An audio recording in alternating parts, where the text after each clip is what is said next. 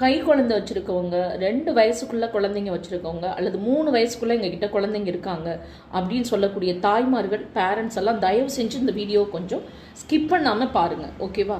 உங்கள் வீட்டில் பாத்ரூம் பக்கத்துலேயோ அல்லது கை கழுவுறோன்னு சொல்லி வெளியில் வச்சுருப்பீங்க இல்லையா? கிராமப்புறங்களில் நிறைய பேர் வச்சுருப்பாங்க.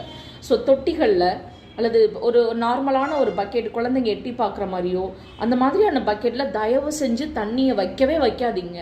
ஏன்னா இப்போது ஒரு ரீசெண்டாக இப்போ தான் நான் போயிட்டு பார்த்துட்டு அந்த அந்த அந்த சம்பவத்தை என்னால் பார்த்துட்டு இருக்க முடியலைங்க. உண்மையாகவே அதான் அந்த வீடியோ நான் போடுறேன்.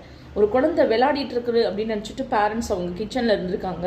ஸோ பக்கெட்டில் நார்மலான ஒரு ஒரு நல்ல ஒரு இப்போ தான் நிறைய பார்த்தா நிறைய விற்கிறாங்க இல்லையா, இந்த டவா மாதிரிலாம் தண்ணி வைக்கிறது, அதில் எட்டி பார்த்த குழந்தை உள்ளே தவறி விழுந்து குப்புற கிடக்கு குழந்தை. அதனால எந்திரிக்க கூட முடியல, குப்புற கிடக்கு. இவங்க ஒரு ஒரு ஒரு 10 நிமிஷம் கழித்து குழந்தைய காணாமேன்னு போய் பார்க்குறாங்க, உள்ள குழந்தை செத்து கிடக்குங்க.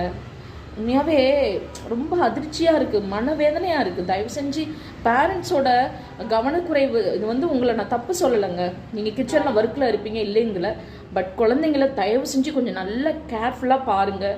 அந்த மாதிரி பக்கெட்டில் ஒரு அண்டாவில் தண்ணி வைக்கிறதெல்லாம் தயவு செஞ்சு வைக்காதீங்க, தயவு செஞ்சு வைக்காதீங்க. எங்கள் ஊர்லேயே எங்கள் ரிலேட்டிவ் பையன் ஒரு பையன் இறந்துட்டாப்புல, பக்கெட்டுக்குள்ளே விழுந்து இறந்துட்டாப்புல. ஸோ இது ஒரு அவேர்னஸாக இருக்கும்னு நினைக்கிறேன். தயவு செஞ்சு குழந்தைங்கள பத்திரமா பார்த்துக்கோங்க. அந்த மாதிரி இனிமேல் விஷயங்கள் தண்ணி வைக்கிறது இருந்தது அப்படின்னா ஒரு நல்ல ஏதாவது போட்டு மூடி வைங்க.